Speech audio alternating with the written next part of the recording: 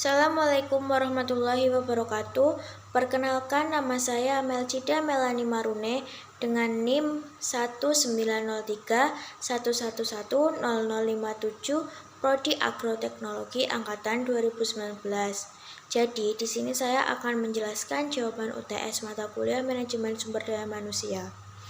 Soal yang pertama yaitu jelaskan pengaruh dan hubungan dari karakter, kompetensi, dan kepemimpinan terhadap manajemen sumber daya manusia. Jawabannya yaitu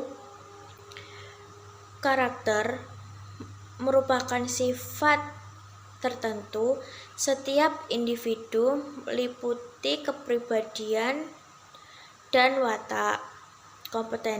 Sedangkan untuk kompetensi sebagai kemampuan seseorang untuk mentransfer dan mengaplikasikan keterampilan dan pengetahuan tersebut dalam situasi yang baru dan meningkatkan manfaat yang disepakati.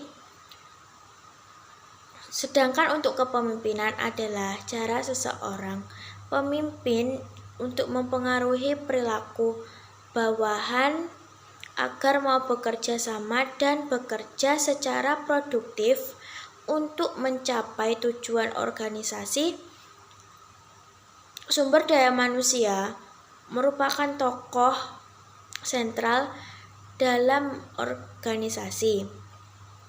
Tokoh sentral tersebut yaitu seorang pemimpin dan para pegawai.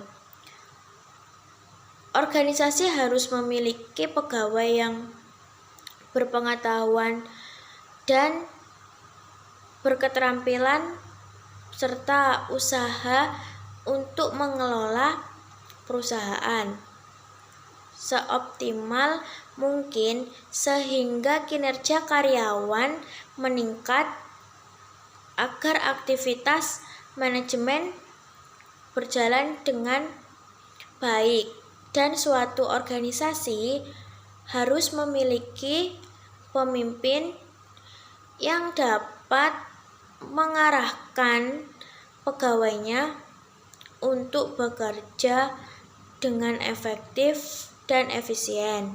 Jadi, dari karakter, kompetensi, dan kepemimpinan saling berpengaruh terhadap manajemen sumber daya manusia. Selanjutnya yaitu soal nomor 2.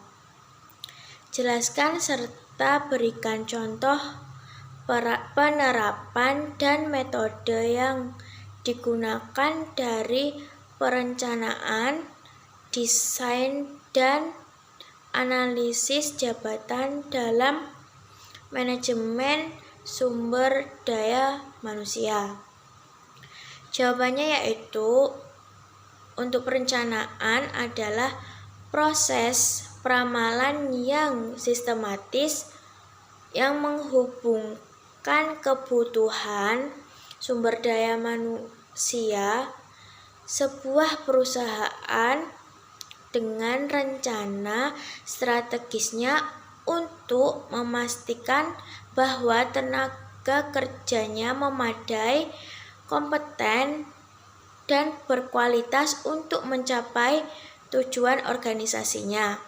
Adapun metode perencanaan yaitu terdiri atas metode non-ilmiah dan metode ilmiah.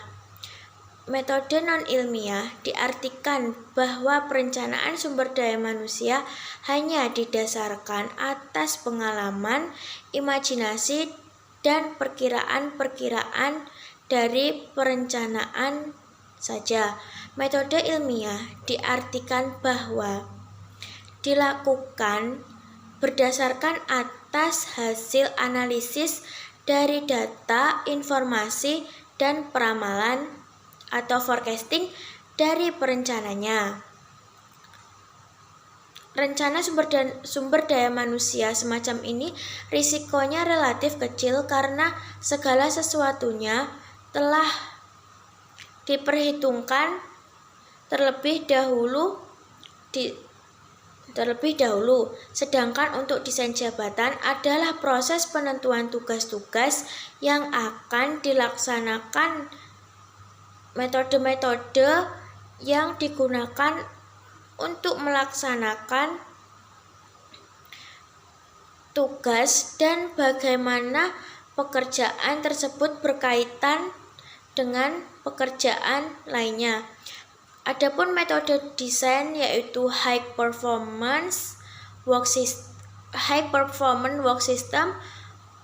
high system element, HR efficiency, HR deliverable. Untuk analisis jabatan yaitu langkah mengidentifikasi tugas dan juga syarat suatu pekerjaan. Pekerjaan tersebut dijabarkan mengenai tugas dan persyaratan yang harus dilakukan oleh seseorang. Adapun metode analisis jabatan ada 3, yaitu metode observasi, metode wawancara, dan metode kuesioner. Selanjutnya yaitu soal nomor 3, rekrutmen. Di sini dibagi menjadi 3, yaitu A. Jelaskan tujuan dari rekrutmen. B. Sebutkan dan jelaskan sumber internal dan eksternal dari rekrutmen. Dan yang C terakhir, jelaskan keunggulan dan kelemahan dari sumber rekrutmen. Jawabannya yaitu untuk tujuan rekrutmen yaitu yang pertama, mendapatkan karyawan untuk memenangkan persaingan di masa yang akan datang. Yang kedua, mendapatkan karyawan yang kreatif dan inovatif dalam perusahaan. Yang ketiga, untuk meningkatkan calon karyawan yang memenuhi syarat kerja untuk perusahaan. Adapun sumber internal yaitu yang berasal dari dalam perusahaan atau organisasi itu sendiri. Contoh dari sumber internal yaitu promosi jabatan, yaitu pemindahan pegawai dari suatu jabatan ke jabatan yang lebih tinggi. Terus ada transfer, yaitu pemindahan bidang pekerjaan pegawai ke bidang pekerjaan yang lain tanpa mengubah tingkat jabatannya. Sumber eksternal yaitu yang berasal dari luar perusahaan atau organisasi. Adapun contohnya yaitu iklan atau media massa, yaitu dengan menggunakan atau memanfaatkan media massa untuk mencari kandidat karyawan. Misal menggunakan banner atau brosur atau koran. Yang selanjutnya yaitu dengan menggunakan lembaga pendidikan. Melalui lembaga pendidikan dapat memperoleh referensi atau rekomendasi calon kandidat karyawan yang dibutuhkan. Adapun kekurangan dan kelebihan sumber eksternal, yaitu kekurangan dari sumber eksternal memakan biaya dan waktu saat rekrutmen. Kelebihannya yaitu perusahaan bisa mendapatkan kandidat secara luas dan bertalenta sesuai dengan kebutuhan perusahaan.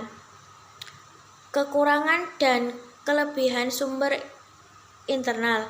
Adapun kekurangannya yaitu menimbulkan prasangka antar karyawan dan tidak ada ide-ide atau inovasi baru. Kelebihannya yaitu biaya yang dibutuhkan rendah dan pengisian lowongan lebih cepat. Cukup sekian yang dapat saya sampaikan, kurang lebihnya saya mohon maaf. Wassalamualaikum warahmatullahi wabarakatuh.